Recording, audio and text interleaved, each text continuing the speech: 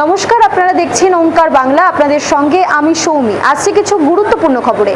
নন্দীগ্রামে ফের সমবায় ভোটে গেরুয়া শিবিরের জয়। কালীচরণপুরের পর শ্রীপুর সমবায় সমিতির 12টি আসনের 12টিতেই জয় ছিনিয়ে নিল বিজেপির সমর্থিত প্রার্থীরা। কসবার পর এবার কাকদ্বীপ কলেজ। মনোজিৎ মিশ্রর মতো কাকদ্বীপ কলেজেও 7 টিএমসিপি নেতা কর্মীর অস্থায়ী চাকরি, এমনটাই অভিযোগ কাকদ্বীপ কলেজের প্রাক্তন ছাত্র ও এবিভিপি নেতা নিপুণ দাসের। নিয়োগের বিরোধিতা করায় 2023 সালে ইউনিয়ন রুমে ঢুকে মারধরের অভিযোগ।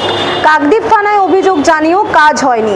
এই নিয়োগের কথা স্বীকার কাকদ্বীপের তৃণমূল বিধায়ক মন্টু রাম পাখিরার। ত্রিনিদাদ ও টোবাগোর পণ্ডিতদের প্রশিক্ষণ দেবে ভারত। শুধু তাই নয়, ভারতের গীতা মহোৎসবেও যোগ দেবেন তারা।